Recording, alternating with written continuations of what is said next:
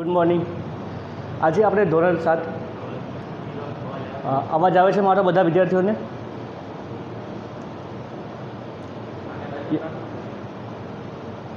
એ નથી લાગે. અવાજ આવે છે બધા વિદ્યાર્થીઓને? યસ નોનો જવાબ આપજો.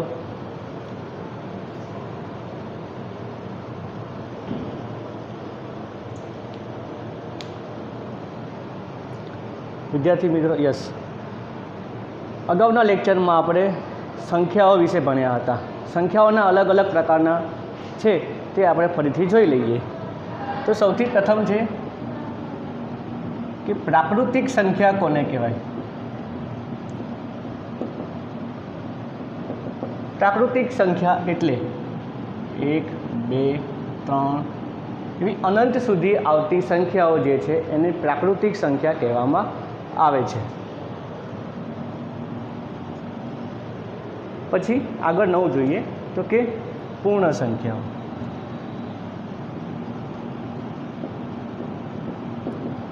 પૂર્ણ સંખ્યા કોને કહેવાય? પ્રાકૃતિક સંખ્યામાં શૂન્યનો સમાવેશ થતો નથી. પૂર્ણ સંખ્યામાં શૂન્યનો સમાવેશ થાય છે, એટલે કે 0, 1, 2, 3, 4 એવી અનંત સુધી આવતી સંખ્યાઓને પૂર્ણ સંખ્યાઓ કહેવામાં આવે છે. અને આપણું જે ચેપ્ટરનું નામ છે એ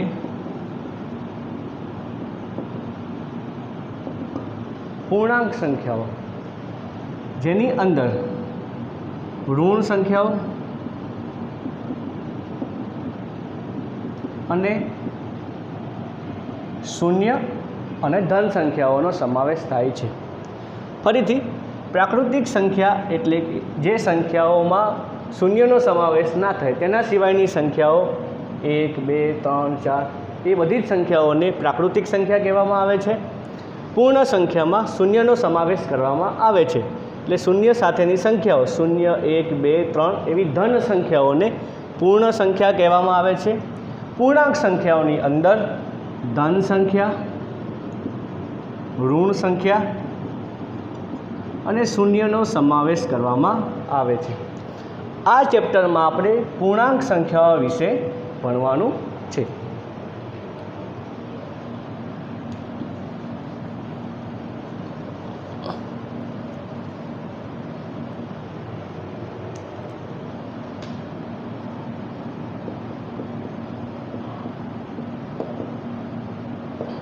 પૂર્ણાંક સંખ્યા.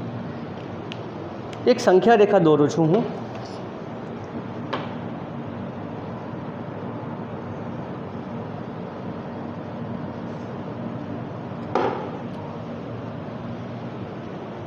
આ સંખ્યા રેખા ઉપર માપન લખીએ 0, 1, 2, 3, 4, 5, 6 અનંત સુધી, -1, -2, -3, -4, -5, -6 અનંત સુધી.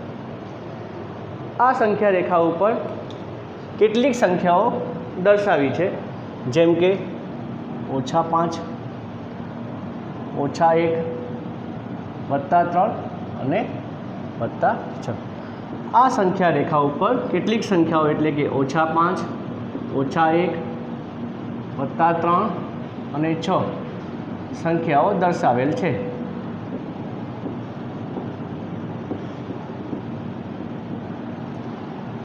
આ સંખ્યા રેખામાં શૂન્યથી આપણે આ દિશામાં જઈએ તો આપણને સૌથી મોટી સંખ્યા મળે. શૂન્યથી આ દિશામાં જઈએ તો આપણને સૌથી મોટી સંખ્યા મળે, અને શૂન્યથી વિરુદ્ધ દિશામાં જઈએ તો સૌથી નાની સંખ્યા મળે.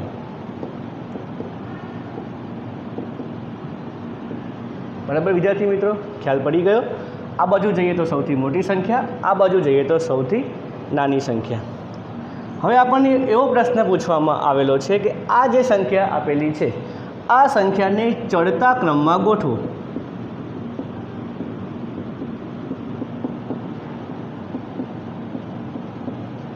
તો ચડતા ક્રમમાં એટલે કે આ રીતનો સ્ટેજ વાત કરીએ, પગથિયા આપણને આપેલા છે, આ ચડતો ક્રમ કહેવાય.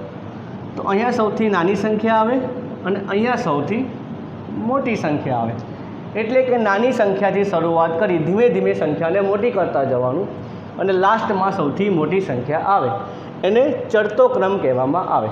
તો જવાબ આવશે -5, -1, 3 અને 6. આ ચડતો ક્રમ છે. જો એવું પૂછવામાં આવે તો કે ઉતરતા ક્રમમાં ગોઠવો.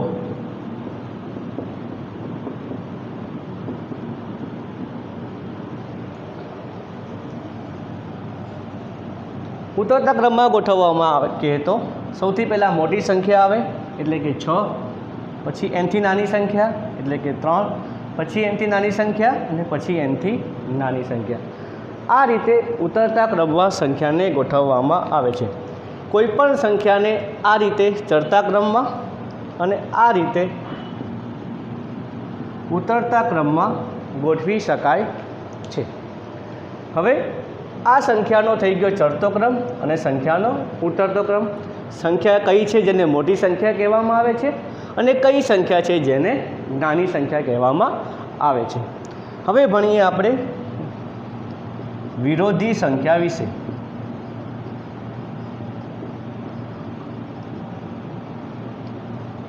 કે વિરોધી સંખ્યા કોને કહેવાય?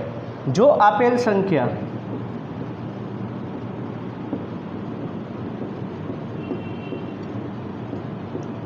ધન હોય તો એની વિરોધી સંખ્યા ઋણ થાય.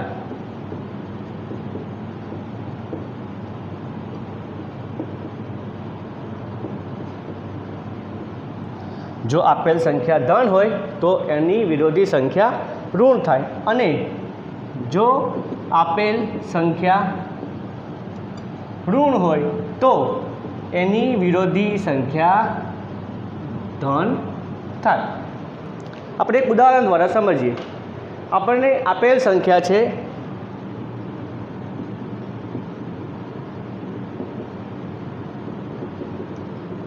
+8. આપેલ સંખ્યા છે +8. જો આગળ વત્તાકારની નિશાની ના કરેલ હોય તો પણ આ સંખ્યાને પ્લસ એટલે કે ધન સંખ્યા જ કહેવામાં આવે છે. આની વિરોધી સંખ્યા એટલે -8. આપેલ સંખ્યા ધન હોય તો એની વિરોધી સંખ્યા ઋણ થાય. આના માટે ઉદાહરણ જોઈએ.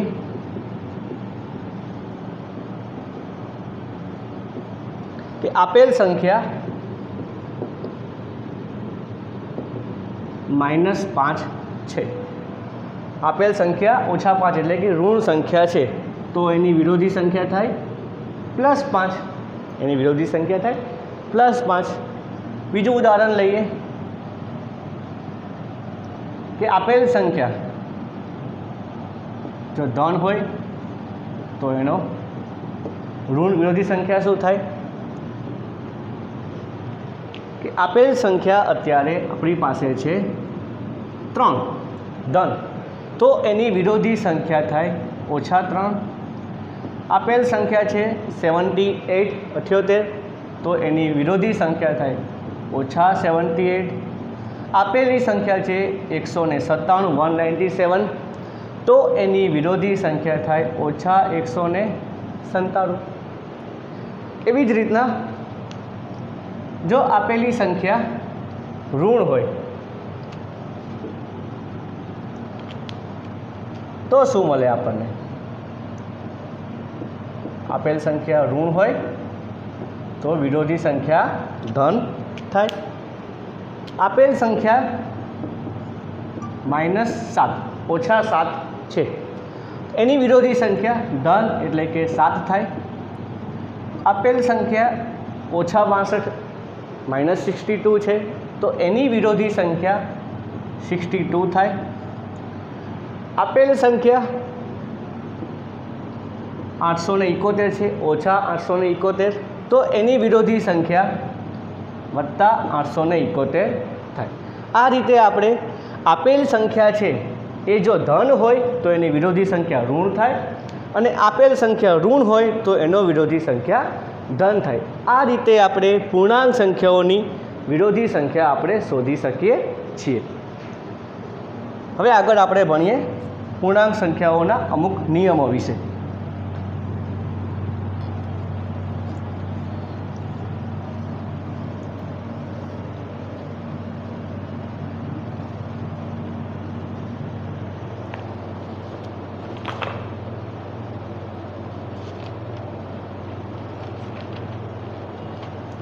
સૌથી પહેલાં નિયમો ભરતા પહેલાં કે પૂર્ણાંક સંખ્યાઓ છે એનો સરવાળો અને એની બાદબાકી એના વિશે થોડી નજર નાખીએ. મને પૂર્ણાંક સંખ્યા આપેલી છે 2 અને એનો સરવાળો કરવાનો છે 2 + 3. તો પૂર્ણાંક સંખ્યાઓ છે 2, આ પણ પૂર્ણાંક સંખ્યા છે, એનો સરવાળો કરવો છે તો જવાબ આવશે 3 + 2 એટલે 5.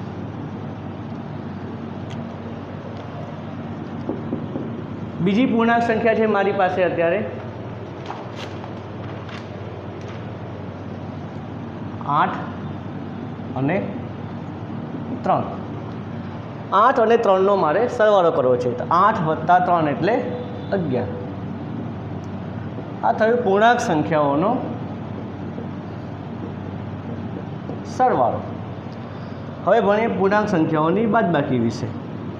મને આપેલ સંખ્યા છે 7 અને એમાંથી મારે -2, 7 અને 2ની બાદબાકી કરવી છે. 7 - 2 એટલે જવાબ આવશે 5. પૂર્ણાંક સંખ્યા આપેલી છે મને 17. 17 - 10 જવાબ આવશે 7. આ છે પૂર્ણાંક સંખ્યાઓનો બાદબાકી. તો આ જે રીતે આપણે સરવાળો અને બાદબાકી કર્યા તો દરેક માટે આ નિયમ છે કે નથી એના માટે અમુક નિયમો જે છે પૂર્ણાંક સંખ્યાઓના એ પહેલાં જોઈ લઈએ, પછી આગળ બીજી કોઈ સંખ્યાઓનો ઉપયોગ કરી સરવાળો અને બાદબાકી કરીએ. આ સિમ્પલ આપણે કેવી રીતના સરવાળો થાય, કેવી રીતના બાદબાકી થાય એ ભણ્યા. તો સૌથી પહેલો નિયમ છે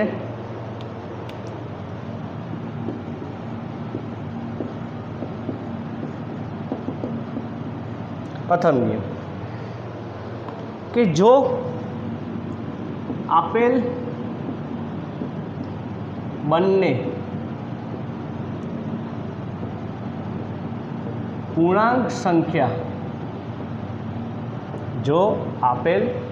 પૂર્ણાંક સંખ્યા ધન હોય અથવા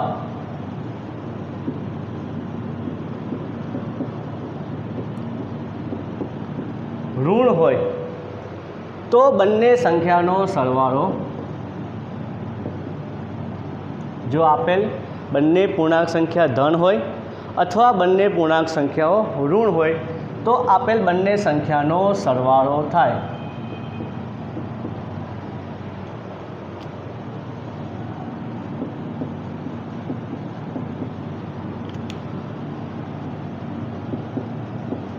પ્રથમ નિયમ કે આપેલ બંને પૂર્ણાંક સંખ્યાઓ ધન હોય. ઉદાહરણ લઈએ આપણે એનું કે પૂર્ણાંક સંખ્યા મને આપેલી છે 2, એ પણ એક ધન સંખ્યા છે. બીજી એક પૂર્ણાંક સંખ્યા આપેલી છે 8, એ પણ એક ધન સંખ્યા છે. આ બંને સંખ્યાનો હું સરવાળો જે કરીએ, આ બંને સંખ્યાઓનો સરવાળો કરીએ તો 2 + 8 એટલે કે 10. તો શું થાય? બંને સંખ્યાઓનો સરવાળો 10 થયો. આપેલ બંને સંખ્યાઓ શું હોય? ઋણ હોય. આપેલ સંખ્યા છે એ -3, બીજી એક સંખ્યા છે -5. આપેલ બંને સંખ્યા ઋણ છે. આ પણ સંખ્યા ઋણ છે, આ પણ સંખ્યા ઋણ છે, એટલે બંને સંખ્યાઓનો સરવાળો થાય. 3 - 5 એટલે -8. બંને સંખ્યાઓનો સરવાળો થાય. બરાબર વિદ્યાર્થી મિત્રો, ઉદાહરણ દ્વારા આપને ખબર પડી ગઈ હશે કે આ નિયમનો કેવી રીતના ઉપયોગ થાય છે. બીજો નિયમ જોઈએ આપણે કે જ્યારે એક ધન પૂર્ણાંક હોય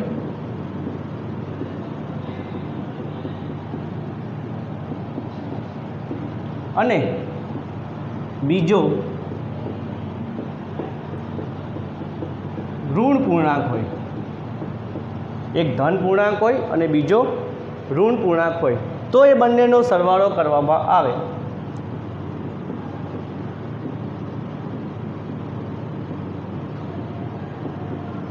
બંનેનો સરવાળો કરવામાં આવે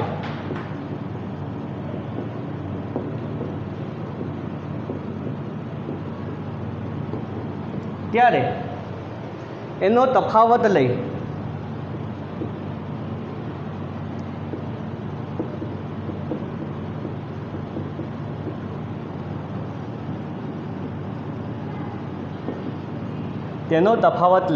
મોટી પૂર્ણાંક સંખ્યાનું ચિહ્ન મૂકવામાં આવે. મોટી પૂર્ણાંક સંખ્યાનું ચિહ્ન મૂકવામાં આવે. એટલે કે એક ધન પૂર્ણાંક સંખ્યા હોય અને બીજી ઋણ પૂર્ણાંક સંખ્યા હોય, આ બંનેનો જો સરવાળો કરવામાં આવે ત્યારે એનો તફાવત લઈ મોટી પૂર્ણાંક સંખ્યાનું ચિહ્ન મૂકવામાં આવે. ઉદાહરણ લઈએ આપણે. મારી પાસે એક સંખ્યા છે 56, એ ધન પૂર્ણાંક સંખ્યા છે, -56 એ ઋણ પૂર્ણાંક સંખ્યા છે. બીજી એક સંખ્યા લઈએ 73, આ ધન પૂર્ણાંક સંખ્યા છે. 73 એ ધન પૂર્ણાંક સંખ્યા છે અને -56 એ ઋણ પૂર્ણાંક સંખ્યા છે. આ બંને સંખ્યાઓનો આપણે સરવાળો કરીએ. વચ્ચે વત્તાકારની નિશાની છે પણ અહીંયા ઓછાકાર છે, -56 છે એટલે ઓછા વત્તા ઓછા થાય. સમજીએ આપણે.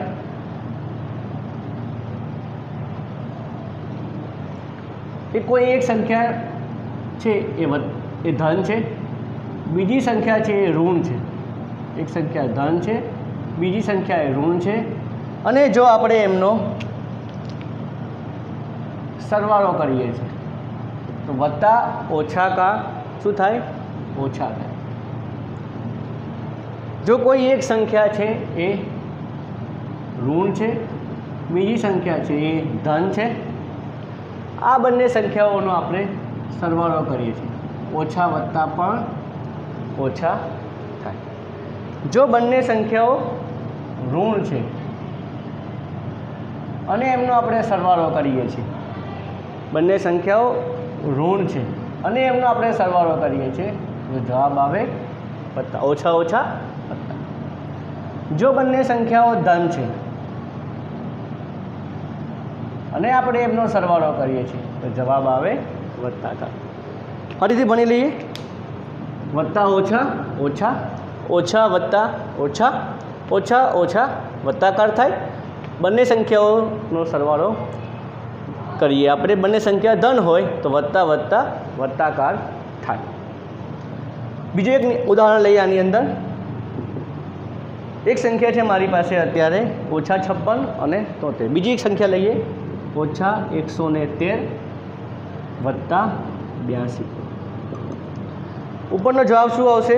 -56 વત્તા 73.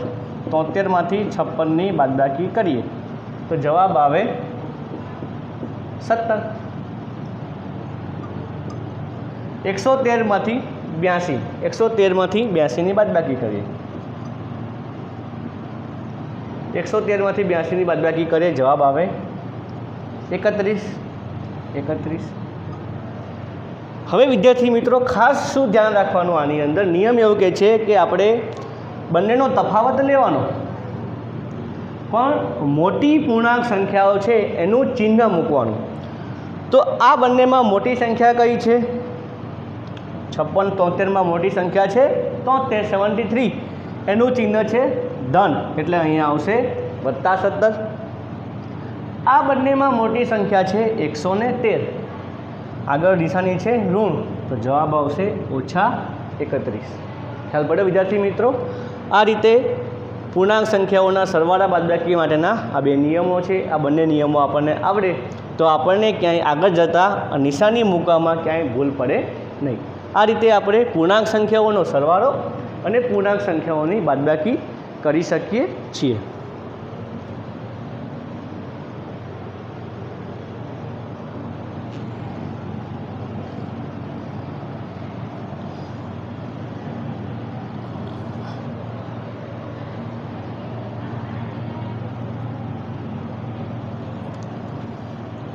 દરેક વિદ્યાર્થીઓ પાસે હવે પાઠ્યપુસ્તક હશે. પાઠ્યપુસ્તક આપણે ઓપન કરીએ. સ્વાધ્યાય 1.1ની શરૂઆત કરીએ છીએ.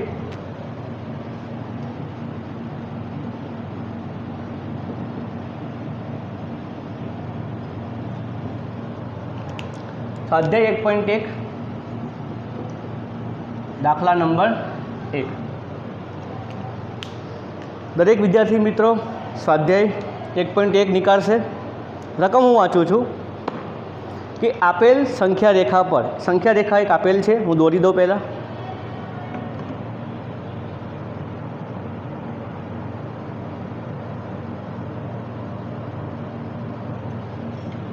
આ સંખ્યા રેખા ઉપર અહીંયા 0 છે,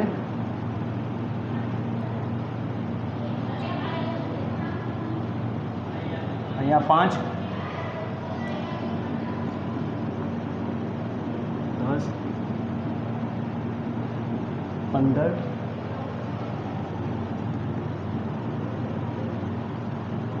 20, 25.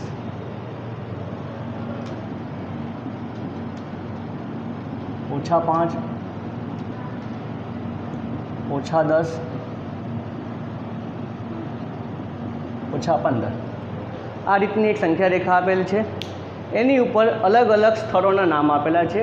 5 ઉપર છે શિમલા, 14 નંબર ઉપર છે ઊટી, 22 નંબર પર છે બેંગ્લોર,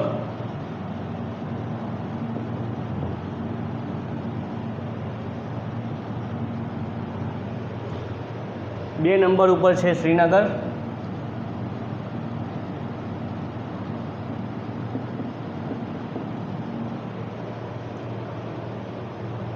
8 નંબર ઉપર છે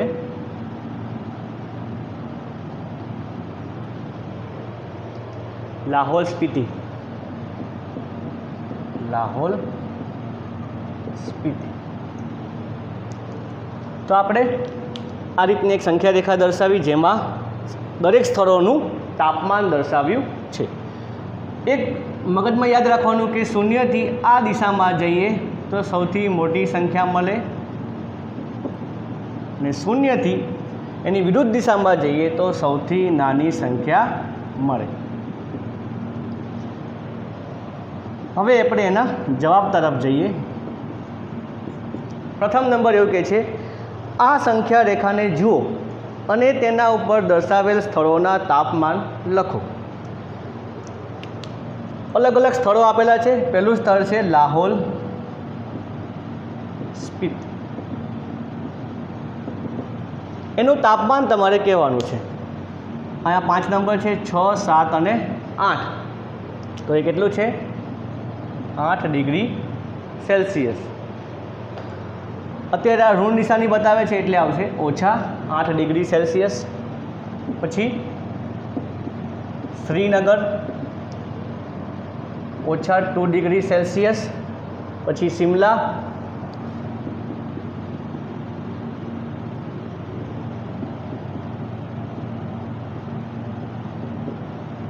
એ છે અત્યારે 5 ઉપર એટલે 5 ડિગ્રી સેલ્સિયસ. પછી ઊટી અને બેંગ્લોર. ઊટી છે અત્યારે 14મા નંબર ઉપર એટલે 14 ડિગ્રી સેલ્સિયસ અને બેંગ્લુરુ છે અત્યારે 23 નંબર ઉપર એટલે 23 ડિગ્રી સેલ્સિયસ. કંઈ નથી કર્યું વિદ્યાર્થી મિત્રો, જે આપણને સ્થળો સંખ્યા રેખા ઉપર અંકિત કરેલા છે એ સ્થળો મેં ઓળખી કાઢ્યા અને એના વિશે લખી દીધું છે કે અત્યારે આ છે એ 8મા નંબરનું સ્થાન છે, એટલે 8 ડિગ્રી સેલ્સિયસ એનું તાપમાન છે. શ્રીનગરનું તાપમાન છે એવી રીતના -2 ડિગ્રી સેલ્સિયસ. શિમલાનું તાપમાન છે 5 ડિગ્રી સેલ્સિયસ. ઊટીનું તાપમાન છે 14 ડિગ્રી સેલ્સિયસ અને બેંગ્લોરનું તાપમાન છે અત્યારે છે આ 20, 21, 22 ઉપર છે, સોરી.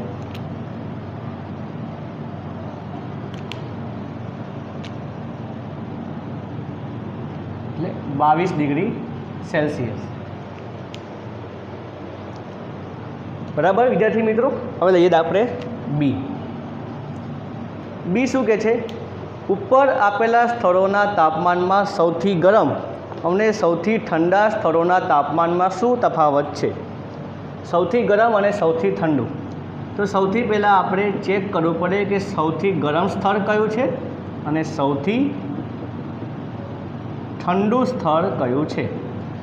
સૌથી ગરમ એટલે આ બાજુ જોઈએ તો ઋણ નિશાની છે અને આ બાજુ જોઈએ તો ધન નિશાની છે. લાસ્ટમાં સ્થળ જે છે, છેલ્લામાં છેલ્લું સ્થળ લાહોલ સ્પીતિ, જેનું તાપમાન છે -8 ડિગ્રી સેલ્સિયસ, એ સૌથી ગરમ સ્થળ થાય. અને સૌથી ઠંડુ એટલે આ બાજુનું ઠંડુ એટલે છેલ્લું સ્થળ બેંગલુરુ. આ થયું લાહોલ સ્પીતિ અને આ થયું બેંગલુરુ, એટલે 22 ડિગ્રી સેલ્સિયસ બેંગલુરુ. સૌથી ગરમ અને સૌથી ઠંડુ સ્થળ. આ બંનેનો આપણને તફાવત કીધો છે. એટલે -8 ડિગ્રી સેલ્સિયસ -22 ડિગ્રી સેલ્સિયસ કેટલું થાય? -8 અને -22 -30 ડિગ્રી સેલ્સિયસ. પણ આપણે તાપમાનની વાત કરી રહ્યા છીએ એટલે આપણે ઓછા બાર કહેવાની જરૂર નથી. આપણે એવું કહી શકીએ કે બંને સ્થળ વચ્ચેનું તાપમાન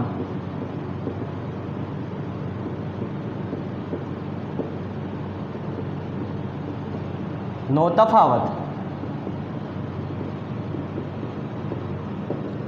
30 ડિગ્રી સેલ્સિયસ જેટલો છે. હવે લઈએ સી. આગળનું છે આપણે હવે નેક્સ્ટ લેક્ચરમાં જોઈશું. આજના હોમવર્કમાં તમારે આજે જેટલું પણ ભણાયું છે એ તમારે એક વખત વાંચવાનું છે. સ્વાધ્યાય 1.1ની અંદર આપણે દાખલાની શરૂઆત કરીએ છીએ. આવતા લેક્ચરમાં આપણે આગળ ભણીશું. પછી તમને આગળ સ્વાધ્યાય 1.1માં શું લખવાનું છે તમને નેક્સ્ટ લેક્ચરમાં હું ભણાવીશ. આવજો.